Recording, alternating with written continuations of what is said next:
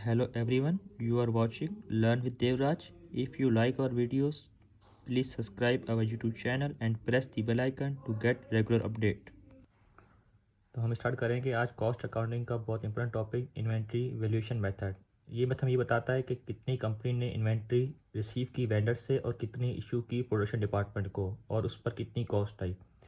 There are two types of inventory valuation method. First is periodic inventory system and number second is perpetual inventory system. Difference between the periodic and a perpetual inventory system. Periodic inventory system, in this method we record the day by day transaction of inventory beginning inventory purchase as well as inventory purchase. Periodic inventory system ये होता है company day by day की transaction को record करती है, जितनी भी inventory वो परचेज कर रहे हैं या इशू कर रहे हैं टू द प्रोडक्शन डिपार्टमेंट को। Perpetual inventory system, but in the perpetual inventory system, bookkeeping or record of transaction to the inventory depend on company size and all recording number of transaction. Perpetual inventory system ये होता है कि वो company पे depend करता है कि वो अपनी इन्वेंट्री की ट्रांजेक्शन को वीक बाय वीक रिकॉर्ड करते हैं, मंथ बाय मंथ रिकॉर्ड करते हैं या ईयर बाय ईयर रिकॉर्ड करते हैं। Our recording decision depend on company. Valuation of material issue, company को क्यों इस चीज़ की जरूरत पड़ती है कि वो इन्वेंट्री की कॉस्ट को फाइंड आउट करते हैं, क्योंकि सपोज करें एक कंपनी है जो कि टॉयज़ बनाती है। अब प्रोडक्शन डिपार्टमेंट में वेंडर को रिक्वेस्ट की कि वो ने इतने इतने यूनिट सेंड कर दे। अब परचेज डिपार्टमेंट ने जनवरी 1 को 100 यूनिट परचेज़ किए, कितने पर 5 पीस पे। 5 जनवरी को परचेज़ किए 50 यूनिट कॉस्ट 7 पर। 15 जनवरी को उन्होंने परचेज़ किए 75 यूनिट 3 रुपये के, और 28 जनवरी को उन्होंने परचेज़ किए 90 यूनिट कितने के 4 रुपये के, जो कि उन्होंने स्टोर कर दिए किसमें, अपने वेयर हाउस में। फिर प्रोडक्शन डिपार्टमेंट ने रिक्वेस्ट की वेयर हाउस को कि उन्हें 150 यूनिट चाहिए किसमें, मटेरियल को बनाने के लिए या टॉय गुड को बनाने के लिए। तो इन्होंने क्या किया, 150 यूनिट जो कि भेज दी किधर, प्रोडक्शन डिपार्टमेंट में। लेकिन देखें 100 यूनिट जो है ना उन्होंने परचेज़ किए 1 जनवरी को, वो किस पे किए थे, 5 पीस पे। और 50 यूनिट जो उन्होंने परचेज़ किए थे 5 जनवरी को, वो कितने किए थे, 7 पीस पे। तो दोनों की जो कॉस्ट है, बाइंग कॉस्ट, वो डिफरेंट है यूनिट की। 100 यूनिट परचेज़ की हमने 5 रुपये पर, जबकि 50 यूनिट हमने फाइंड किए 7 रुपये पर।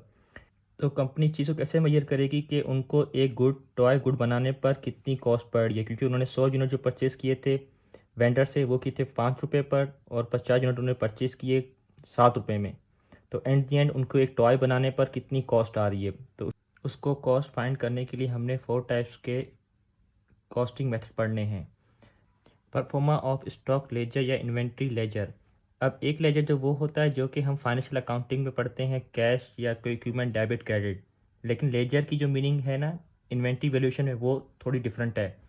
अब इसमें हम बनाते हैं लेजर क्यों, इन द लेजर हुई record the cost as well as quantity, कि हमने जो यूनिट परचेज़ की उन पे हमें कितनी कॉस्ट आई और कितने यूनिट हमने परचेज़ किए हैं।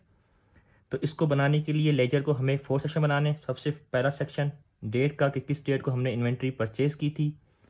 दूसरा सेक्शन रिसिप्ट या रिसीव, कि इन्वेंट्री कब हमें रिसीव हुई, किससे, वेंडर से। थर्ड सेक्शन इशू का, कि कब कितनी यूनिट हमने वेयर हाउस से इशू किए, किसको, प्रोडक्शन डिपार्टमेंट को।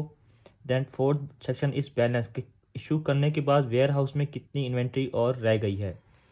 तो अब इन तीनों में हमने सब कॉलम बनाने हैं, unit cost and total cost. Suppose करें कि 4 यूनिट हमने परचेज़ किए 12 रुपीज़ के, तो इन पे टोटल कॉस्ट कितनी आई, तो 4 इंटू 12 जब हमने मल्टीप्लाई किया तो ये हो गया 48।